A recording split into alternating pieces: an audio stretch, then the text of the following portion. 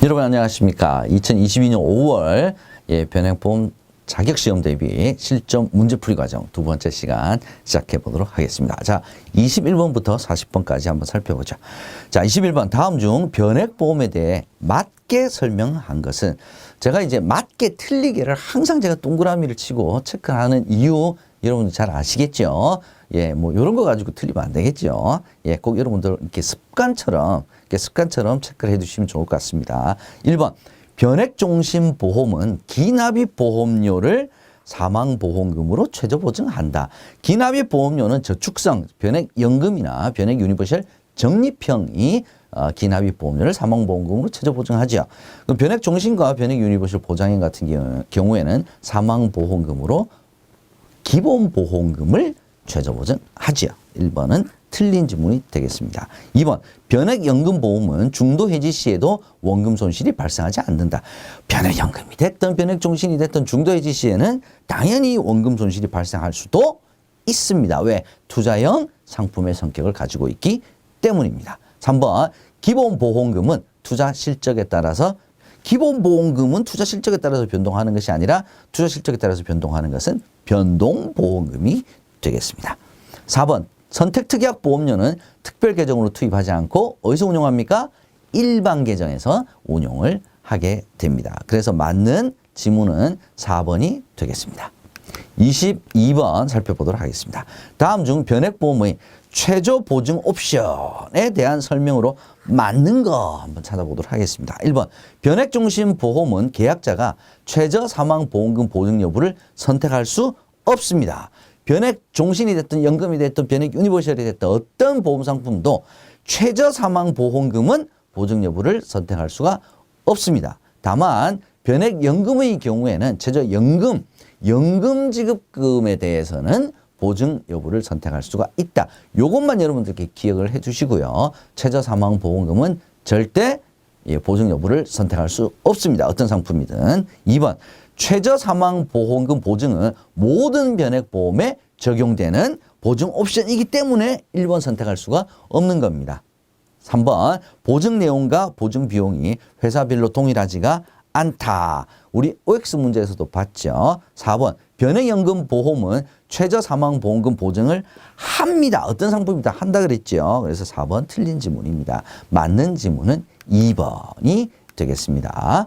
23번 보겠습니다. 다음 중 일시납보험 추가 가입 증액 방법으로 변동보험금을 계산하는 변액보험 상품은, 자, 얘는 한 두세 번마다 한 번씩 나오는 것 같아요. 굉장히 자주 출제가 되는 부분이니까 저는 뭐 제가 만약에 강의를 한다 그러면 별 5개 하세요 라고 저는 말씀을 드리고 싶습니다. 이건 거저주는 문제니까 꼭 외우셔야 되겠죠. 자, 일시납보험 추가 가입 방법으로 변동보험금을 계산하는 변액보험 상품은 사망보험금을 주로 보장을 하는 보장성 변액종신보험, 변액종신 해당이 되겠죠. 그 다음에 유니버셜 보험, 적립형이 아니라 보장형이 바로 사망을 주로 보장하는 보장형 변액보험에 해당이 되겠습니다. 그래서 23번 일시납보험 추가 가입 방법으로는 변액 유니버셜 보험 보장형 변액종신보험, 정답은 2번이 되겠습니다. 24번 보겠습니다. 자, 일반 종신보험과 변액 종신보험의 공통점이 아닌 것을 찾습니다. 1번, 사망보험금 상속 시 금융재산 공제 혜택을 받을 수 있다. 자, 보험상품이다. 일반 종신이든 변액 종신이든 둘 다 보험상품이죠. 보험상품이면 어떤 것도 다 이게 해당이 되는 거. 그게 바로 공통점이겠죠. 보험상품의 성격이냐, 아니면 일반 종신, 변액 종신이라고 하는 이 상품을 구별하는 거죠. 종신보험 가운데 일반 변액의 차이냐, 이것만 살펴보면 되겠습니다. 금융재산 공제 혜택 상속 시 받을 수 있는 건 보험상품이 다 혜택을 받을 수가 있기 때문에 공통점에 해당이 되겠습니다. 2번, 건강상태가 양호할 경우 우량채 할인 특약을 통해서 할인 혜택, 보험상품 다 가능하죠. 선택특약을 자유조립하여 질병 및 재해 관련 보장, 보험상품이 다 가능하죠. 사망보험금을 최저보증을 하는 것은 실적배당형 상품의 변액 종신에만 해당이 되는 것이기 때문에 얘는 공통점이라고 볼 수가 없습니다. 정답은 4번이 되겠습니다. 25번 문제 한번 살펴보도록 하겠습니다. 다음 중 변액연금보험에 대한 설명으로 맞는 거 찾는 거네요. 1번 해지환급금을 일정 금액 이상으로 보장을 한다. 해지환급금은 어떤 변액보험이라도 보장하지 않습니다. 라고 여러분께서 알아두셔야 됩니다. 예, 중도 해지를 하게 되면 어떤 상품도 투자 상품이기 때문에 투자에 대한 책임을 계약자가 지게 되어 있습니다. 그래서 일정 금액 이상으로 보장하지 않습니다. 2번 사망보험금은 매월 재계산되어 다음 달 계약 해당일까지 1개월간 확정이 되어 적용이 되는 방식은 변액연금보험이 아니라 보장성이 변액종신, 변액유니버셜 보장형에 해당이 되는 일시납보험 추가가입 방법으로 변동보험이 계산되는 방식에 적용이 되는 설명이 되겠습니다. 그래서 2번 틀린 지문이 되겠습니다. 3번 연금 개시 이후에 공시이율 적용 연금형으로 운영할 경우에는 특별계정에서 운영하는 것이 아니라 일반 계정에서 운영을 하는 것이죠. 연금 개시 이후에도 계속 주식채권을 운용할 거면 그때 특별계정에서 운영이 됩니다. 그래서 자동적으로 정답은 일단 4번이 되겠네요. 최저연금 적립금은 보증 옵션을 선택할 수가 있습니다. 최저 사망보험금 보증은 선택할 수가 없습니다. 여러분께서 구별해 주셔야 됩니다. 26번 보겠습니다. 변액 유니버셜 보험에 대한 설명으로 맞는 거 한번 찾아보겠습니다. 적립형의 경우에는 저축성이죠. 기본보험금을 사망보험금으로 보장하는 것은 보장형에 해당이 되겠습니다. 적립형이 아니죠. 자, 2번 의무납입기간이 끝마치고 난 이후에는 자유납입기간이죠. 예, 의무납입기간 이후 매월 계약 해당 일에 월대체보험료가 차감이 됩니다. 의무납입기간이 끝마치게 되면 자유납입, 납입해도 되고 하지 않아도 되겠지요. 그래서 자유납입 기간 동안에는 월대체 보험료가 차감이 되는 것이 변액 유니버셜 보험의 가장 큰 특징이 되겠습니다. 맞는 설명이 되겠습니다. 3번 수시 입출금이 자유로운 상품이기 때문에 다양한 특약 부과는 어렵다. 이 지문도 굉장히 자주 출제가 되는 부분입니다. 기억해 두십시오. 정답 아니더라도 수시 입출금이 자유로운 상품하고요. 다양한 특약 부과가 어려운 거하고 전혀 상관이 없는 얘기입니다. 전혀 관련이 없는 얘기예요. 이것 때문에 특약 부과가 어려운 거 아닙니다. 변액 유니버셜도 종신이나 변액 종신이나 연금처럼 다양한 특약 부과 가능합니다. 3번 중도 인출은 보험 대출하고 전혀 관련이 없습니다. 상환 의무도 없지요. 중도 인출과 대출은 전혀 다른 겁니다. 정답은 2번이 되겠습니다. 27번 다음 표의 괄호 안에 들어갈 내용을 순서대로 맞게 나열한 거 한번 살펴보겠습니다.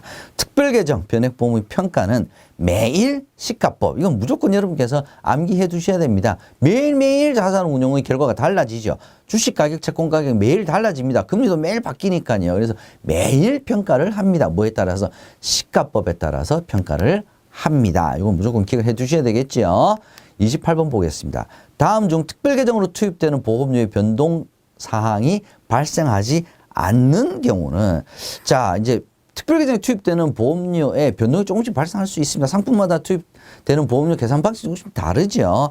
1번 한번 보겠습니다. 위험보험료가 증가를 하게 되면 위험보험료만큼이 특별계정으로 투입이 덜 되겠죠. 더 많이 떼니까. 예, 그래서 얘는 위험보험료는 변동에 영향을 줍니다.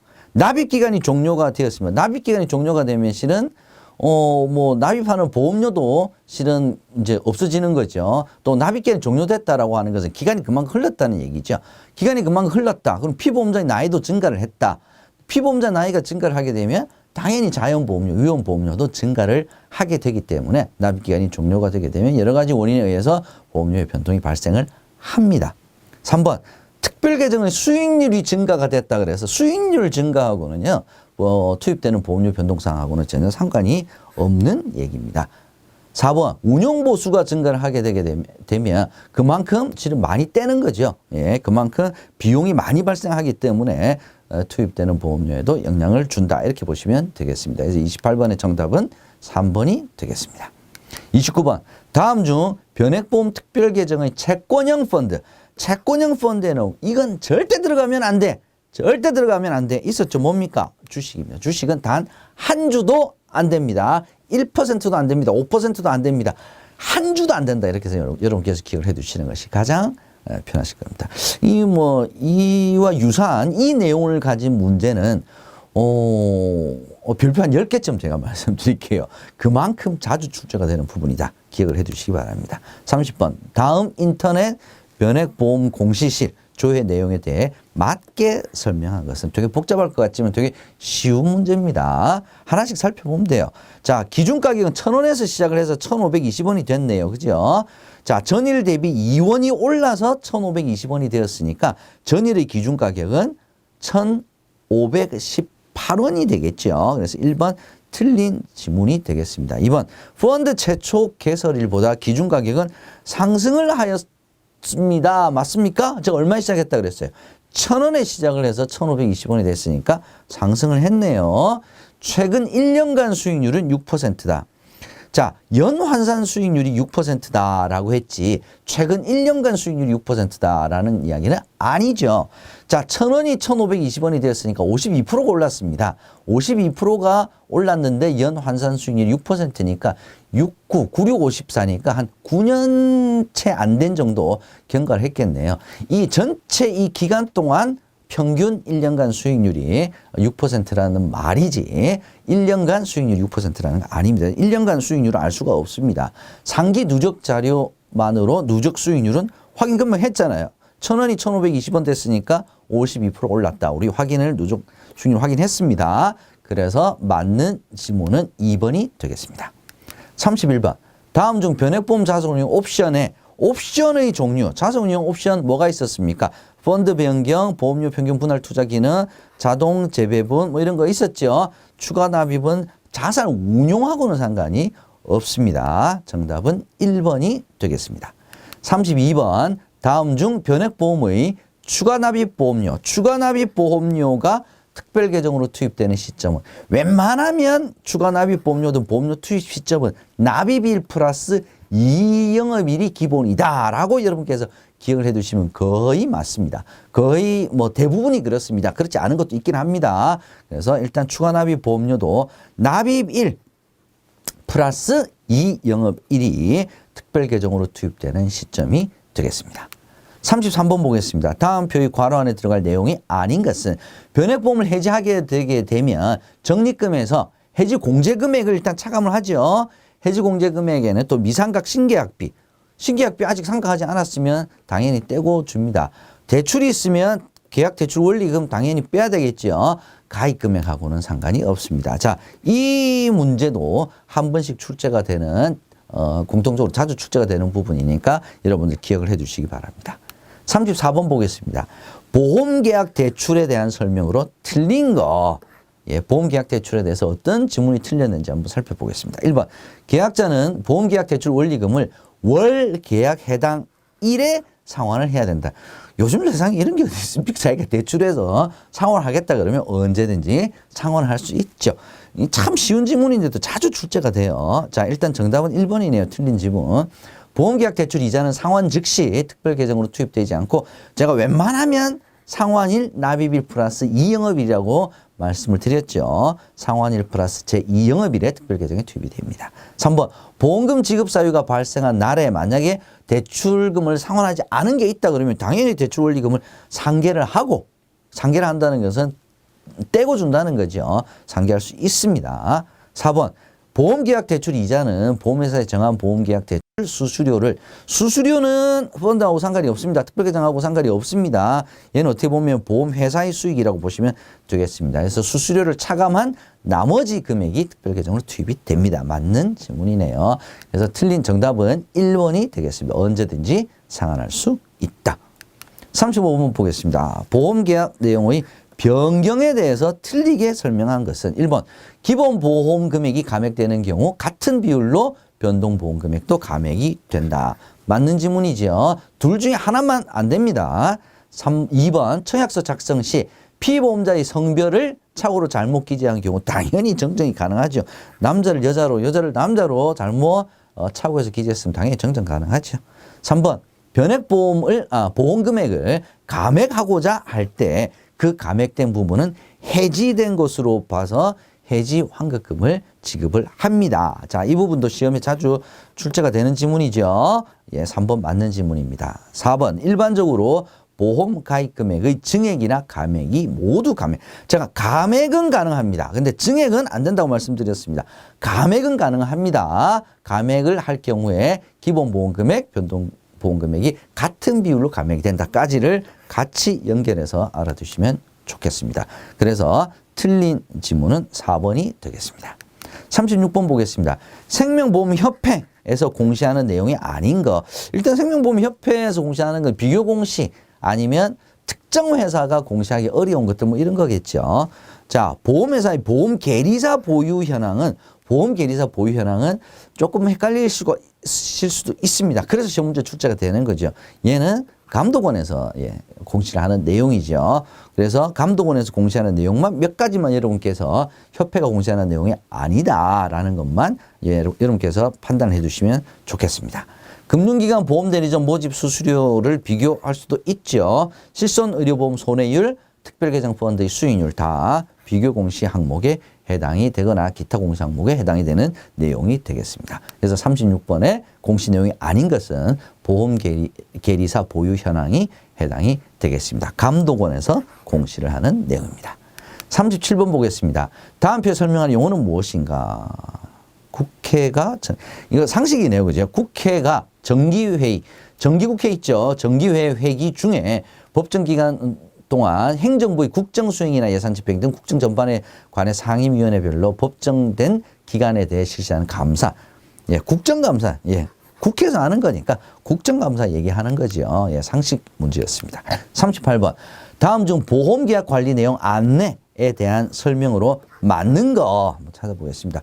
이렇게 지문이 많은 경우에는 여러분께서 너무 이렇게 겁부터 내지 말고 찬찬히 하나씩 읽어보시면서 뭐가 틀렸나, 뭐가 맞나 살펴보시면 되겠습니다.